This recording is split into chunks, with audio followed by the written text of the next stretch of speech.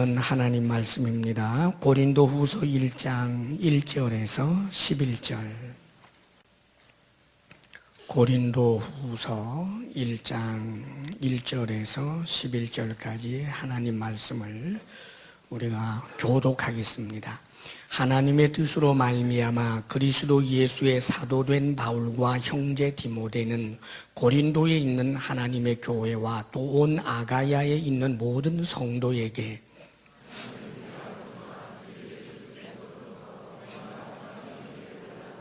찬송하리로다. 그는 우리 주 예수 그리스도의 하나님이시요 자비의 아버지시요 모든 위로의 하나님이시며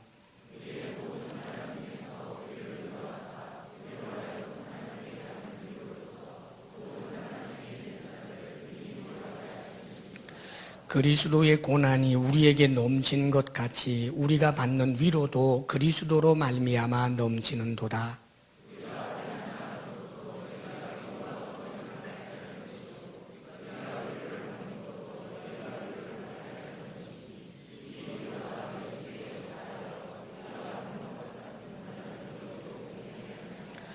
너희를 위한 우리의 소망이 견고함은 너희가 고난에 참여하는 자가 된 것 같이 위로에도 그러할 줄을 알미라.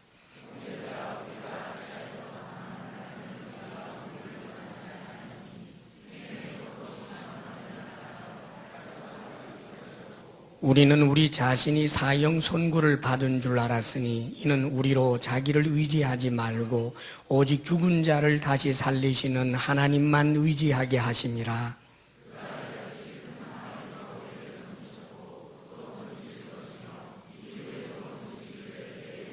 다 같이 너희도 우리를 위하여 간구함으로 도우라. 이는 우리가 많은 사람의 기도로 얻은 은사로 말미암아 많은 사람이 우리를 위하여 감사하게 하려 함이라. 아멘. 할렐루야. 예, 우리 한번 인사합니다. 먼저 인사하기 전 웃어야 돼요. 안 웃으면 무섭습니다, 여러분. 이렇게 웃으면서 서로 눈을 좀 서로 이렇게 마주 보시면서 사랑합니다. 축복합니다. 사랑합니다. 축복합니다. 사랑합니다. 축복합니다. 예. 또 한 번 더 인사하겠습니다. 잘 되고 있습니다. 염려하지 마세요. 잘 되고 있습니다. 염려하지 마세요. 네. 예, 그렇습니다. 우리가 세상을 사노라면 크든지 작든지 이런저런 고난이 있습니다.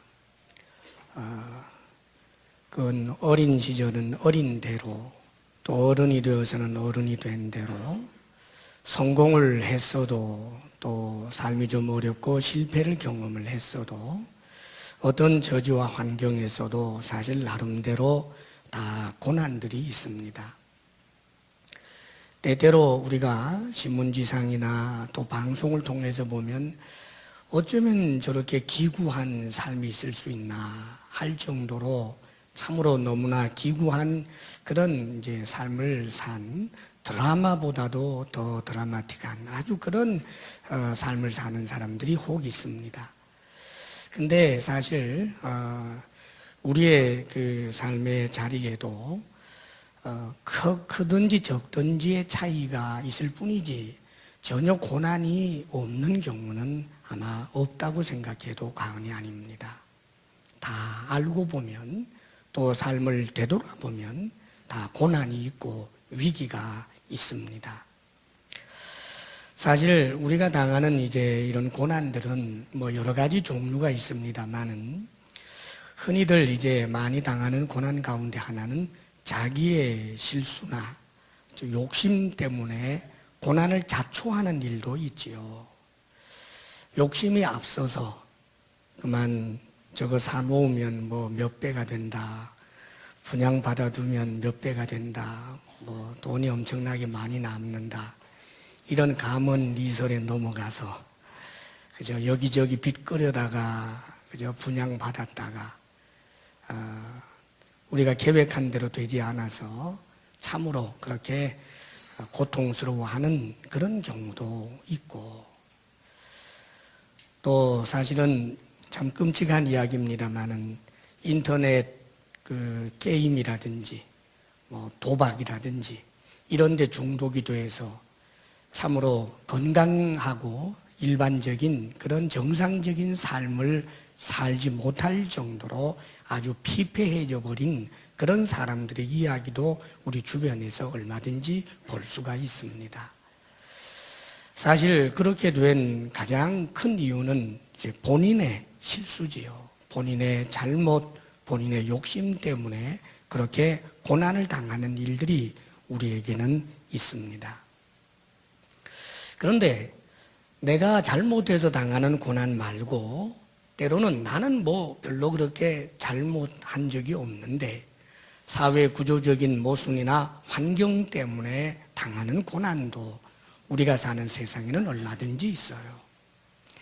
열심히 직장 생활하면서 언젠가는 퇴직할 것이라는 것도 내다보고 그래서 퇴직을 하게 되면 해야 할 그런 자기 사업도 여기저기 연구를 해서 준비해 놓고 돈을 모아서 그래서 정말 퇴직하자 말자 기다렸다는 듯이 그렇게 자기 이제 사업을 벌였는데 갑자기 음식점을 하는데 무슨 구제역 또 무슨 조류 독감 뭐 광우병 뭐 이러면서 생각지도 못했던 그런 이제 돌발적인 변수가 일어나는 바람에 정말 직장 생활하면서 모았던 돈을 하루아침에 그저 다 털어버리게 되는 뼈아픈 그런 사람의 이야기도 제가 들어본 적이 있습니다.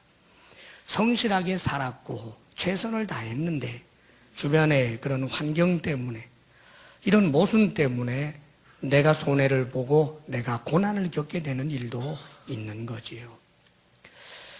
사실은 그런 일들이 참 많이 있습니다. 열심히 직장 생활을 하면서 내가 이 직장에서 뼈를 묻겠다. 그래서 애사심도 있고 또 그 기업에 대해서 그 회사에 대해서 정말 충성스러운 마음으로 성실하게 일했는데 그리고 그 회사는 제법 탄탄해서 자신이 은퇴할 때까지 걱정 없으리라고 그렇게 생각을 했는데 아니 갑자기 뭐 중동 지역에 전쟁이 터졌다든지 혹은 어느 나라의 환율에 어떤 변동이 생겼다든지 하는 악재 때문에 회사가 위축을 당하고 그 가운데서 억울하게 내가 바로 이제 퇴직할 수밖에 없는 회사를 떠날 수밖에 없는 그런 입장에 놓여서 눈물을 머금고 정든 회사를 떠나게 되는 그런 슬픈 현실도 우리 주변에서는 얼마든지 볼 수 있습니다. 내가 잘못해서 당한 고난도 있고 나름대로 최선을 다하고 성실하게 살았지만 환경이 받침이 되어주지 못해서 꽃을 피우지 못하고 그렇게 환란 속에 빠져버리는 그런 경우도 있습니다. 이것뿐만 아니지요. 내 잘못은 고사하고 정말 너무너무 바르게 살려고 했는데 내가 크리스찬으로서 하나님의 말씀대로 살아보려고 결심을 하고 하나님의 말씀대로 살고 주님을 위하여 살고 복음을 위하여 살았더니 오히려 큰 고난을 겪게 되는 그런 경우도 있습니다. 오늘 본문의 사도 바울도 자신의 고난에 대해서 이야기를 하고 있습니다. 그는 자신이 얼마나 엄청난 고난을 당했는지 자신의 고난은 너무너무나 힘에 겹도록 심한 고난이었노라고 그렇게 8절에 표현해 주기도 하고 9절에 보면은 오직 사형 선고를 받은 것처럼 여길 정도로 그렇게 심각한 고난, 환난에 처해졌던 것에 대해서 기록하고 있는 것을 보게 됩니다. 사실 바울은 하나님의 말씀 때문에 주님 때문에 고난을 많이 당한 대표적인 사람입니다. 원래 바울은 2000년 전에 그러니까 저 로마가 세계를 지배하고 있던 그런 환경 속에서 이 로마 사람이 아닌데도 불구하고 로마 시민권자였습니다. 당시에 로마 사람도 로마 시민권을 갖지 못하는 경우가 많은데 아니 이 사람은 유대인이면서도 로마 시민권자였어요. 그렇다면 그의 집안이 얼마나 대단한 집안이었는가 하는 것을 보여주는 겁니다. 아주 유력한 가문에서 태어난 사람이에요. 그뿐만 아니라 어릴 때부터 명석한 두뇌를 가지고 있고 견고한 심지가 있는 사람이어서 목표를 정하면 끊임없이 노력하고 달려갈 줄 아는 그런 사람이었기 때문에 당시에 헬라의 모든 여러 철학이라든지 그런 학문들을 두루 섭렵하는 아주 그 시대에 깨어있는 사람이었습니다. 그러면서도 그는 유대인으로서 당시의 유대인들 중에 최고의 랍비라고 할 만한 가말리엘에게서부터 사사를 받은 그 시대에 참으로 석학 가운데 한 사람, 랍비 중에 랍비였습니다. 자, 이런 바울은 말하자면 그 당시에 기득권에 속하는 사람이고 최상층부를 형성하는 그런 신분을 가지고 있는 사람이었기 때문에 그때는 자신에게 주어진 그 신분과 자신에게 주어져 있는 그 기득권만 가지고 얼마든지 평안하고 안락한 삶을 살 수 있었던 사람입니다. 그런데 이런 바울이 예수님을 믿고 나서 그리고는 주님께서 하시는 명령, 복음을 전하라라고 하시는 그 명령 때문에 오직 주님의 명령을 실천하고자 하는 복음 증거의 사명을 감당하기 위해서 노력하다가 보니까 그는 얼마나 많은 고초를 겪게 되는지 모릅니다. 사실 바울의 이 기록된 성경들을 쭉 읽어보게 되면 바울은 자신의 민족을 굉장히 사랑하는 사람이었어요. 그런데 복음 전하는 그 열정 때문에 자기가 사랑하는 자기 동족이 자신을 죽이겠다고 결사대가 조직돼서 삭발까지 하고 비수를 품고 다닌다라고 하는 말을 들었을 때 그가 얼마나 고통스러웠을까요? 내가 정말 이렇게 살 필요가 있을까 할 정도로 엄청난 고난을 당했는데 그것은 그가 하나님의 말씀 복음을 위하여 살았기 때문에 일어난 고난입니다. 아마 우리 성도님들 중에서도 이런 고난을 아마 경험하는 분들도 있을 줄 압니다. 직장 생활에서 내가 예수님을 믿는다라고 하는 것을 드러내지 않고 그저 감추어 버리면 술집에 가자면 술집에 가고 주일날 이제 회식이 있으니까 모이라라고 한다면 그래 1년 52주 교회 가는데 한두 주 빠지면 어떠리 하면서 쉽게 생각하고 그저 모이라면 모이고 이렇게 만약에 신앙생활을 했다면 사실은 아무런 비난거리가 없을 터인데 예수님을 믿기 때문에 내가 그 자리에 갈 수 없습니다. 내가 술집에 갈 수 없습니다. 저는 그렇게 할 수 없습니다. 라고 해서 그렇지 않아도 이 시대에서는 예수 믿는 사람들을 곱지 못한 시선으로 보고 교회라고 하면 개독교라고까지 말할 정도로 비하되고 있는 이런 시점에서 예수님 잘 믿는 척 하다가 그만 광신자라고 몰림을 당하고 이런저런 왕따와 고통을 겪게 되는 일들이 아마 많이 경험하는 분들도 있을 줄 압니다. 복음을 전하다고 하려고 하다가 보니까 먹지 않아도 될 욕을 먹기도 하고 복음을 전하려고 하니까 내가 저 사람에게 더 이상 저 자세 취할 필요가 없는데도 자기 자신을 끊임없이 낮추고 손해를 보는 그런 경험도 하는 이들도 있는 줄 압니다. 그렇습니다. 이것은 나의 잘못 때문도 아니고 주변의 환경 때문도 아니고 신앙 때문에 믿음 때문에 그것도 잘 믿기 위하여 복음을 전하기 위하여 주님을 위하여 살겠다라고 하는 바로 그 의지 때문에 당하는 그런 고난인 줄 압니다. 사랑하는 여러분, 우리는 이 땅에 살면서 이런저런 고난이 있을 수밖에 없다는 것을 알아야 합니다. 기왕에 고난을 당한다면 내 잘못으로 당하는 고난보다는 복음을 위하여 주님을 위하여 당하는 고난이 있다면 차라리 그것이 좋을 것입니다. 그리고 여러분, 또 이런 고난이 있다라고 할지라도 그 고난이 문제가 아니라 사실은 그 고난을 통하여 하나님께서 주시는 위로를 받을 때 이 고난은 더 이상 고난만으로 끝나지 않는 것입니다. 사도 바울은 이런 고난을 받았으면서도 그 고난으로 인하여 자신의 삶을 지옥으로 정의하지 않았습니다. 바울은 엄청난 고난을 겪으면서 살았지만 늘 찬송하는, 늘 감사하는, 늘 기뻐하는 그런 삶을 살았습니다. 로마의 시민권자로 가장 최상층부의 그런 신분으로 살 때보다 훨씬 더 행복하고 즐겁게 살 수 있었습니다.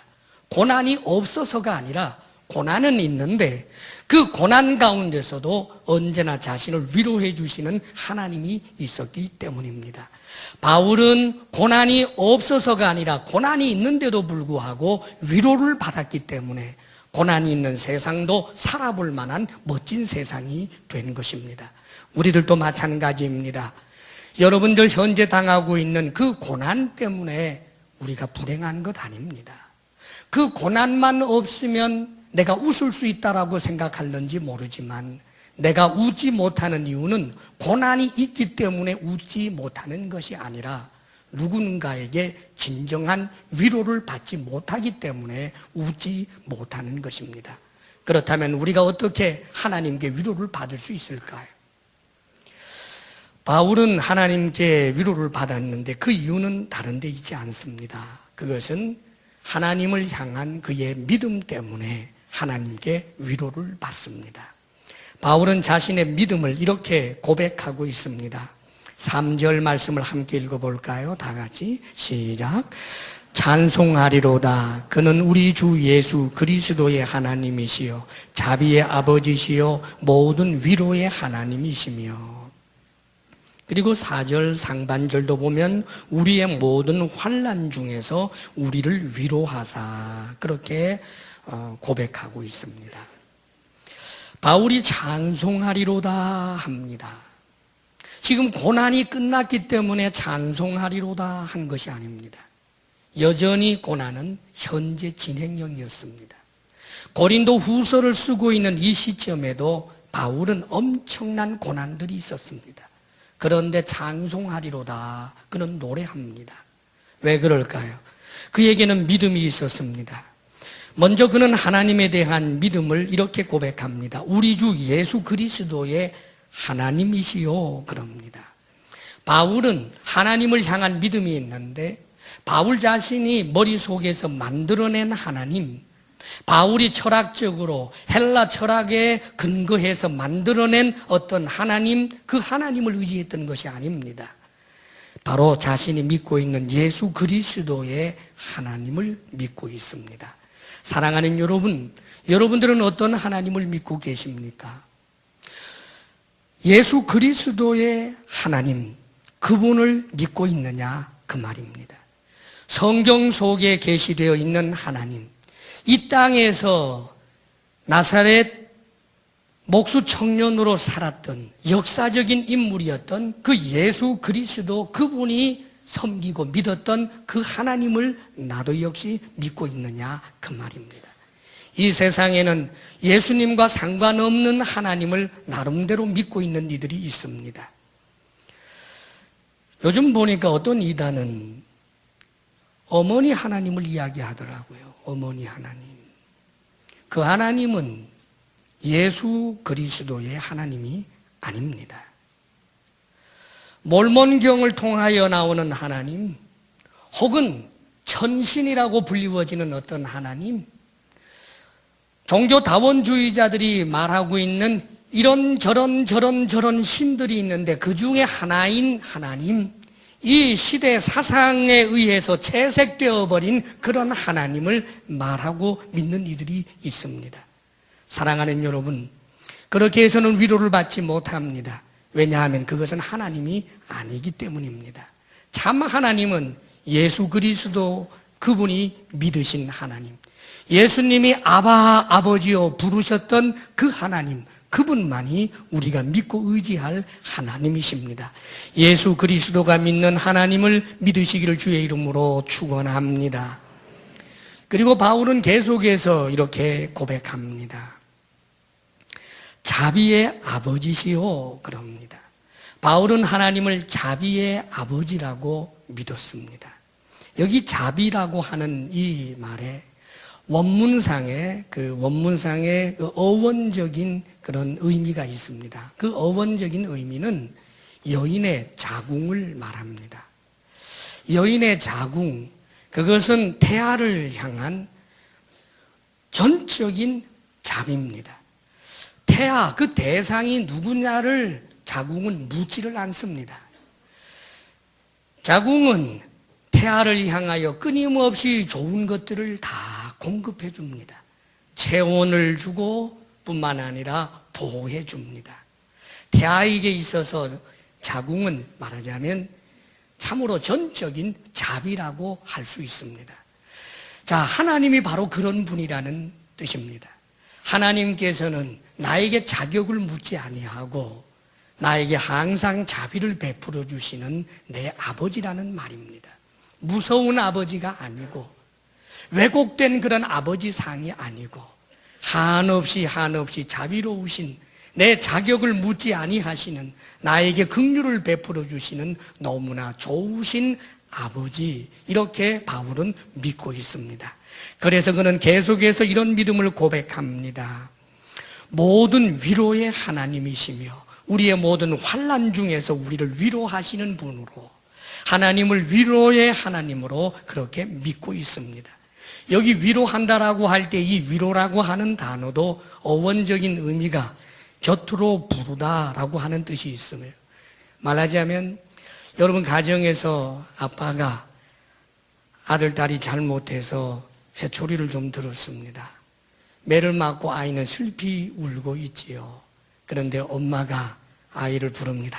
이리 와. 그리고는 꼭 안아주면서 아이의 귀에 대고 속삭이지 않습니까? 그래, 아빠가 너 미워서 때린 것 아니야.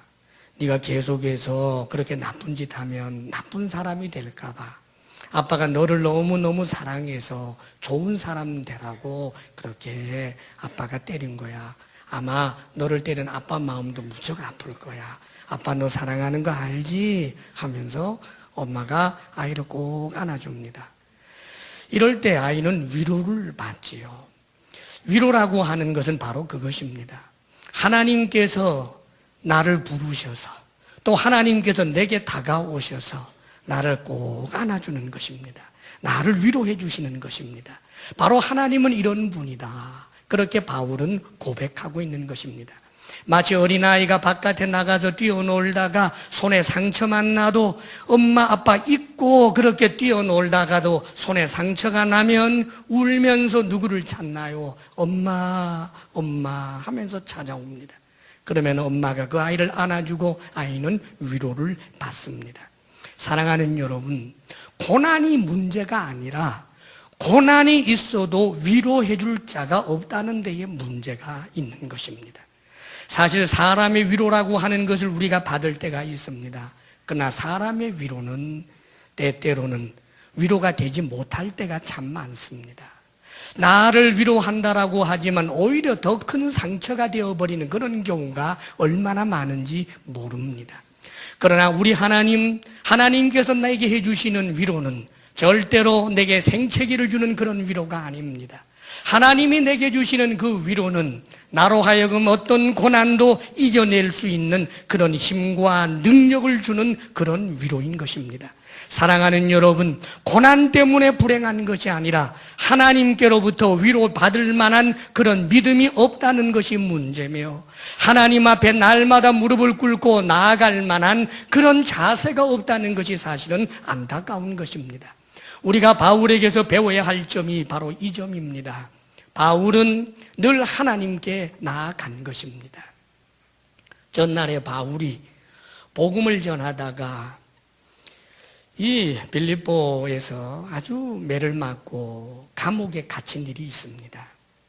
귀신 들린 사람 고쳐주었는데 그것 때문에 억울한 누명 쓰고 감옥에 갇혔는데 매까지 맞았어요. 변명도 통하지 않았습니다. 얼마나 억울했겠어요, 여러분. 채찍에 맞아서 온몸이 낭자하게 피가 흐르고 있고 온몸이 쑤셔옵니다. 깊은 밤이 되었습니다. 그럴 때 바울은 중요한 선택을 합니다. 그에게는 두 가지 길이 놓여 있었습니다. 하나는 너무 아프다, 억울하다, 세상의 관원이라고 하는 자가 어떻게 한쪽 말만 들을 수 있는가? 내가 뭘 잘못했다고 이 나쁜 놈의 세상 억울하다. 하나님, 내가 복음을 위해서 살았는데 어떻게 내게 이런 일이 일어나도록 내버려 둘 수가 있습니까? 하나님 원망, 관원 원망하면서 그 밤을 지옥처럼 보낼 수 있는 길이 있었습니다. 그러나 그는 그 길을 선택하지 아니하고 다른 길을 선택합니다. 하나님께로 나아가기로 결심합니다. 하나님, 나 너무 아파요. 그러나 하나님을 위해서 제가 고난당했다고 하는 사실이 오히려 감사해요. 그러면서 찬송을 부릅니다. 찬송이 부르고 싶었겠습니까? 노래하고 싶어서 노래한 것이었겠습니까? 무너지는 자신의 마음을 추스려내기 위해서, 더 하나님께 가까이 가기 위해서, 하나님의 위로의 손길을 경험하고 싶어서, 그래서 그는 무너져가는 마음과 몸을 추스리면서 하나님을 찬송하기 시작합니다. 그런데 그 찬송이 한 절, 두 절 계속해서 울려 퍼지면서 거기 하나님의 기름 부으심, 하나님의 위로의 손길이 임하기 시작합니다. 바울의 마음에 감동이 일어나고 기쁨이 더욱더 샘솟듯 일어납니다. 이 놀라운 광경 앞에 다른 죄수들 깜깜한 밤에 잠을 자는데 누군가가 노래하면 그냥 있겠습니까? 시끄럽다 미쳤다 소리를 지를 텐데, 그러나 그들조차 아무 소리 하지 못합니다. 왜요? 하나님의 기름 부으심이, 하나님의 위로의 손길이 그 공간에 가득하다라고 하는 것을 다른 죄수들조차 느낄 수 있었기 때문입니다. 그래서 그 밤은 지옥과 같은 밤이 아니었습니다. 행복한 밤이었습니다.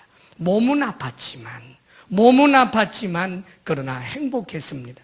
하나님께서 역사하시사 거기에 놀라운 기적이 일어나게 되고 옥문이 열리고 착고가 풀리는 그런 일들이 일어나면서 간수장들이 와서 무릎을 꿇고 복음을 청해 듣게 되는 놀라운 역사가 일어났습니다. 사랑하는 여러분, 그렇습니다. 고난이 문제가 아니라 그 고난 앞에서 하나님의 위로를 짐짓 거부하는 자세가 문제인 것입니다. 억울하다라고만 말할 뿐입니다. 왜 하필 내게만 이런 일이 있느냐라고 말할 뿐입니다. 그것은 고난보다 더 큰 고난을 만들고 고난보다 더 큰 절망을 만들고 결국은 이 세상을 점점 더 지옥으로 몰아간다는 사실을 알아야 합니다. 사랑하는 여러분, 사실 이 세상은 이런저런 모순이 많은 세상입니다. 악한 세상입니다. 그러나 이런 악한 세상에서 내가 고난을 당한다 할지라도 하나님 앞으로 나아가고 하나님의 위로를 받게 되면 살아볼 만한 세상이 되는 것입니다. 사랑하는 여러분, 어떤 고난 앞에서도 오히려 살아볼 만한 세상으로 만드는 하나님을 향한 믿음, 나를 위로해 주시는 하나님, 자비의 아버지 하나님, 그 믿음을 가지고 날마다 하나님께로 나아갈 수 있게 되기를 바랍니다. 성경에 보면 수가성 여인이 예수님을 만나는 내용이 나오지요. 그 수가성 여인은 남편이 5이나 있었습니다. 이 말은 5번이나 버림을 받았다는 말이에요. 5번 버림받은 이 여인, 그리고 6번째는 남의 첩이 되어 살고 있는 이 여인, 마음이 꼭꼭 잠겨 있습니다. 이 여인은 어느 사람에게 위로를 받지 못합니다.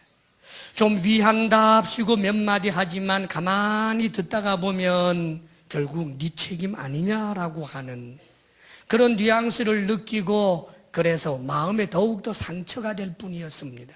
그래서 어느 누구와도 소통하지 않고 높은 담을 쌓아놓고 그렇게 자기가 자기 자신을 괴롭히며 살아가는 회색빛 인생, 바로 이 여인이었습니다. 이 수가성 여인, 우리 주님 만나지요. 역시 주님에게도 마음을 열지 않습니다. 그러나 주님께서 끊임없이 그 여인의 마음을 두드립니다. 두드리고 또 두드리고 그리고 드디어 이 여인이 믿음이 생겼습니다.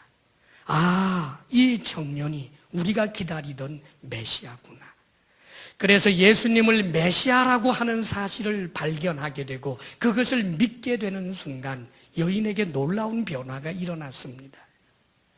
이 세상 사람들하고 완전히 단절했던 그 여인이 놀랍게도 세상을 살아낼 만한 용기와 힘이 생긴 것입니다. 여전히 그 수가성 그 동네입니다. 여전히 바로 그 사람들입니다. 그 사람들 보기 싫었습니다. 그런데 웬일입니까? 예수님을 믿고 예수님의 위로를 받은 이 여인은 힘을 내고 용기를 내서 동네를 향하여 뛰어들어갑니다. 동네 사람들, 나 좀 보세요, 나 좀 보세요. 동네 사람들 하면서 이 여인이 집집마다 문을 두드립니다. 그렇습니다. 소통이 이루어진 것입니다. 이제는 그 마을의 일원으로 살겠다는 것입니다. 내게 있는 이 고통, 내게 있는 이 고난, 이것 때문에 지금까지는 세상에서 모든 것을 걸어 잠그고 살았지만 하나님의 위로를 받고 나서 이제 나는 이 세상을 살아낼 수 있다는 뜻 아닙니까? 사랑하는 여러분, 믿음이 있기를 바랍니다. 예수 그리스도, 그분을 향한 믿음, 예수 그리스도의 아버지이신 그 하나님, 나를 사랑하시는 아버지 하나님, 위로의 하나님, 그분을 통하여 위로받을 수 있기를 바랍니다. 우리가 선한 일, 좋은 일을 통해서 주님 앞에 나아가기는 좀 쉬워 보이는데 때로는 내가 잘못한 것 때문에 당한 고난, 그러면은 하나님 앞에 나아갈 용기가 없어지는 경우가 참 많습니다. 그러나 여러분, 내가 잘못한 경우에도 여전히 하나님은 우리를 위로해 주신다는 사실을 믿으시기를 바랍니다. 정말 믿음의 길을 잘 가는 사람, 주님을 위하여 고난 당하는 사람만 위로하는 것이 아니라 내 잘못 없는 환경 때문에 당한 고난도, 심지어는 내 잘못 때문에 내가 스스로 자초해서 당한 고난조차도 하나님께서는 우리를 긍휼히 여기시고 우리를 감싸 안아주시고 우리를 위로하시는 하나님인 것을 믿으시기를 바랍니다. 전날에 다윗은 정말 믿음 생활 잘했습니다. 너무나 하나님을 많이 사랑했기 때문에 그래서 오히려 사울 왕에게 시샘을 당하고 고난을 겪었습니다. 다윗의 초창기 고난은 믿음 때문에 당한 고난이요, 다윗의 초창기 고난은 하나님을 많이 사랑했기 때문에 당했던 고난입니다. 자, 그래서 그런 고난의 자리에서 하늘을 우러러보면 하나님의 얼굴을 보는 것 같습니다. 때로는 너무나 힘들고 어려워도 높은 산을 보면 저 산을 지으신 하나님이 나를 보호하여 주리라, 그런 믿음으로 하나님 앞에 나아갈 수 있었습니다. 믿음 때문에 당하는 고난이라면 하나님 앞에 나아가는 것이 좀 쉬웠습니다. 그래서 위로를 받았습니다. 그런데 다윗이 자신의 잘못으로 인하여 고난당할 때가 있었습니다. 다윗이 왕으로서 점점 견고해질 때 충성스러운 부하 장수, 지금 전쟁터에서 전쟁을 하고 있는 부하 장수의 아내를 유혹해서 동침을 했습니다. 그런데 동침한 것으로 끝나지 않고 그 여인이 임신했다라고 하는 소식을 접하고는 이것을 세상에 노출되게 하지 않도록 하기 위해서 그래서 그 부하 장수를 교묘한 계략을 가지고 전쟁터에서 죽게 만들었습니다. 참으로 얼마나 악한 일을 했는지 몰라요. 나단 선지자의 책망을 통해서 내가 잘못했습니다라고 회개를 하게 되는데, 그런데 하나님께서 이 다윗에게 나단 선지자를 통하여 한 가지 선언을 합니다. 앞으로 너의 가정에 계속하여 칼부림이 너의 자녀들 가운데 있게 될 것을 말씀하셨습니다. 아마 하나님께서 다윗을 너무나 잘 아시기에 잘못했습니다 하면 용서해주고 더 이상 고난이 없으면 또다시 그런 짓을 할 것이라고 내다보았었던지 아마 그런 고난을 주신 것 같습니다. 다윗은 너무나 수치스러운 고통을 겪습니다. 자신이 가장 사랑했던 아들, 그 아들이 반란을 일으키고 아버지를 죽이고 왕위를 찬탈하려고 합니다. 아들에게 쫓겨났는데 그 아버지의 후궁을, 그 후궁 10사람을 백주대낮에 강간하는 그런 일이 일어났습니다. 얼마나 고통스러웠습니까? 얼마나 수치스러웠겠습니까? 그런데 다윗은 그것이 자신의 잘못 때문에 일어난 일이라는 것을 알고 있었습니다. 그런데도 다윗은 하나님께 위로를 받을 줄 아는 사람이었습니다.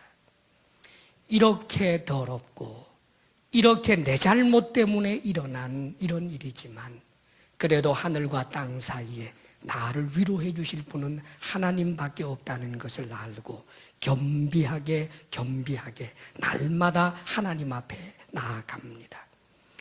그래서 그의 삶에 그가 도망을 갈 수밖에 없는 상황에서 시므이라고 하는 어떤 사람이 돌을 던지면서 저주를 퍼부어 댈 때 주변에 있는 부하 장수들이 당장에 쳐 죽이겠다고 말합니다. 그때 다윗은 이렇게 말합니다. 가만 내버려 두어라. 다 내 잘못 때문에 하나님께서 일으키신 일이다 하면서 자신에게 일어난 그 고난을 달게 받아들이고 오 하나님 나를 긍휼히 여기소서 하는 자세를 가졌습니다.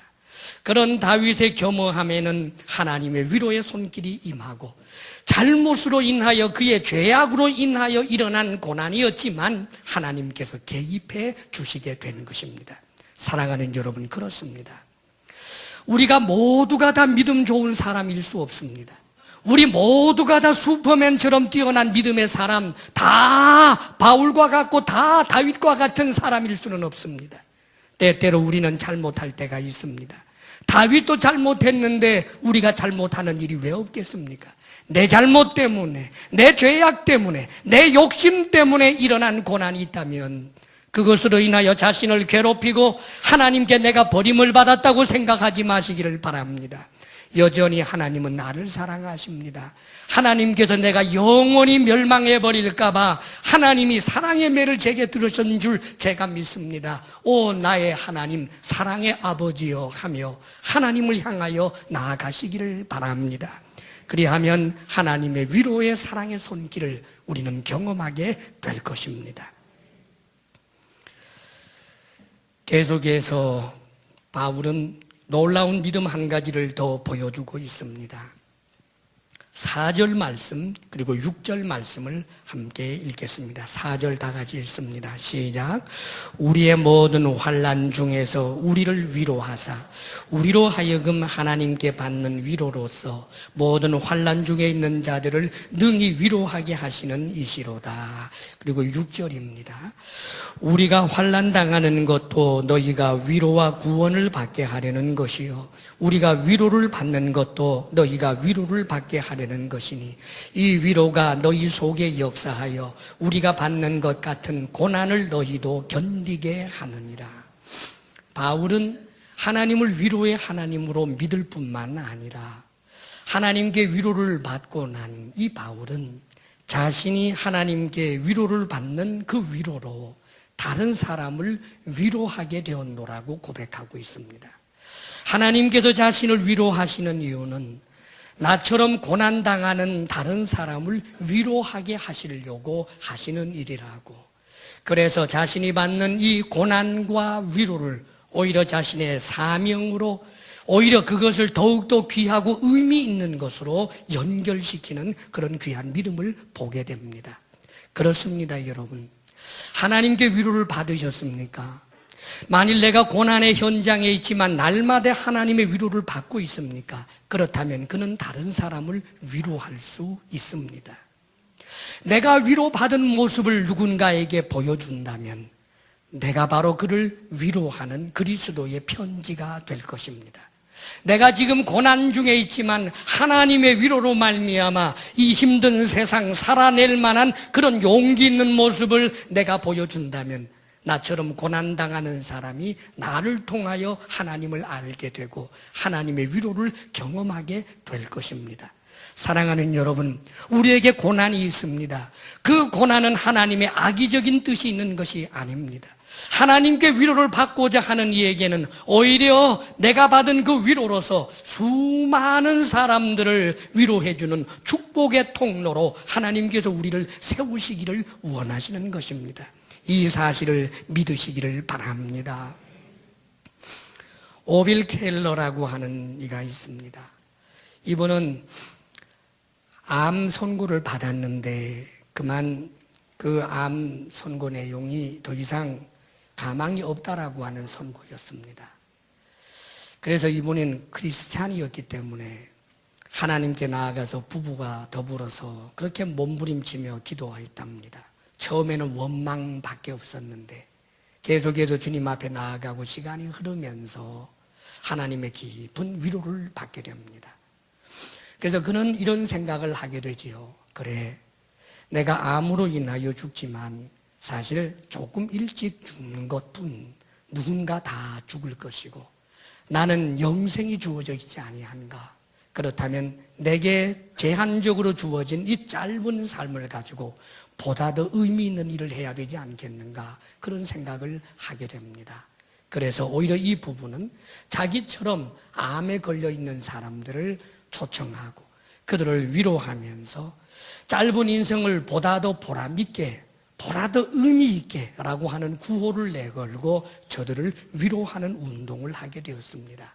그래서 이분의 그러한 운동으로 말미암아 수많은 암 환자들이 하나님의 위로를 받게 되고 예수님을 믿게 되는 아름다운 일들이 있었습니다. 물론 그는 나중에 죽었습니다만은, 그러나 가장 가치 있고 의미 있는 삶을 그는 살게 된 것입니다.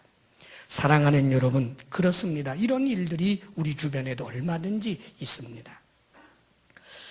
중앙의료원에 원목으로 계시다가 이제 은퇴한 목사님 한 분 이야기입니다. 이분은 젊은 시절에 아주 야심만만했고 공부도 많이 한 분이었는데 그만 어떤 이제 병이 들었습니다. 그래서 그 병이 너무너무 심각한 병이었고 온몸이 다 망가지다시피 해서 거의 10년 동안이나 투병 생활을 했고 수술도 10번을 넘게 했다고 그래요. 그런데 결국은 병원에서 죽게 되었습니다. 그래서 죽었으니까 이제 그 시신을 안치하기 위하여 사실은 이제 시신을 보관하는 데가 좀 원색적으로 말하면 일종의 냉장고 같은 데입니다. 근데 거기 시신이 다 가득 차 있어서 할 수 없이 병원 쪽에서 이제 실내에다가 하루 그냥 보관한 거예요. 그리고 그 다음날 이제 냉장고에 넣으려고 갔는데 죽어있던 이 시신이 꿈틀꿈틀 살아나는 거예요. 그뿐만 아니라 점점 더 건강을 회복하더니 아예 말짱하게 건강하게 되었습니다. 자, 이분은 자신에게 당한 일을 알고 스스로 놀랐죠. 하마터면 냉장고에 들어가서 죽을 뻔했는데 죽었다고 병원에서 판정을 내서 내어줬던 사람이 살아났으니까 얼마나 놀라운 일입니까? 그래서 그때로부터 이분이 주님을 알게 되었어요. 예수님을 믿게 되고 하나님의 깊은 뜻을 생각하고 인생의 그 허망함도 생각하게 돼서 그래서 그 늦게 신학을 하게 되었다고 합니다. 그리고 목사님이 되고 난 다음에 다른 임지로 가지 않고 이분은 이 병원 원목으로 가는 거예요. 자신을 시체실에 넣을 뻔했던 바로 그 병원. 그래서 그 중앙의료원에 가서 그곳에서 자기처럼 병으로 수술로 투병하고 있는 사람들을 위로한 것입니다.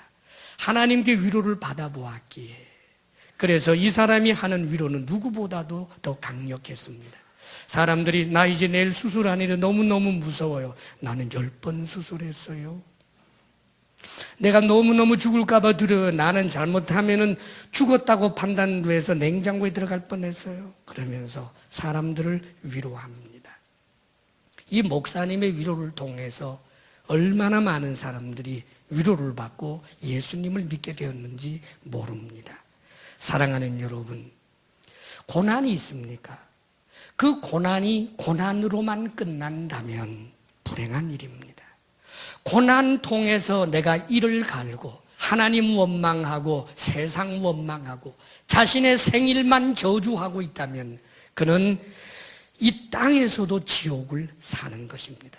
그런데 고난의 자리에서 하나님께 위로를 받고 하나님께 위로받은 그 힘으로 또 다른 고난당하는 사람들의 좋은 친구가 되고 위로자가 되기 위하여 접촉하고 나아가며 섬기게 될 때 그는 사명을 감당하는 참으로 위대한 삶을 사는 사람이 되는 것입니다. 우리 성도들 가운데도 저는 많은 것을 보게 됩니다. 누구를 위로한다라고 하는 것은 성공한 사람들만 할 수 있는 것이 아닙니다. 축복의 통로가 된다라고 하는 것은 슈퍼맨과 같은 사람이 할 수 있는 것이 아닙니다. 내가 이만큼 성공했기 때문에 하나님 아버지께 영광을 돌립니다라고 하는 그 말로 인하여 위로를 받고 하나님께 영광을 돌리는 것보다 내가 실패했지만, 내 삶을 끊어버리고 싶었지만 내가 만난 주님이 나를 위로해 주셨기에, 여전히 나는 건강이 좋지 않지만, 여전히 나는 아직까지 하루 벌어 하루를 먹고 살지만, 여전히 나는 부유하지 않지만 나는 행복합니다 하면서 고난당하는 사람을 위로하는 그를 통하여 수많은 사람들이 위로를 받고 주님을 만나게 되는 것입니다. 사랑하는 여러분, 고난을 이렇게 해석하고 주님께로부터 위로를 받고 위로할 수 있는 사람이 되게 될 때 오히려 우리는 보다 더 의미 있고 가치 있는 삶을 사는 것 아니겠습니까? 하나님께서 우리에게 고난을 주셨다면 바로 그 이유 때문입니다. 하나님께서 우리를 위로하신다면 바로 그 이유 때문입니다. 고난을 두려워하지 마시고 하나님께 위로 받으시기를 바랍니다. 그리고 위로자가 될 수 있기를 바랍니다. 주 안에서 승리하시기를 주의 이름으로 축원합니다. 아멘. 기도하겠습니다.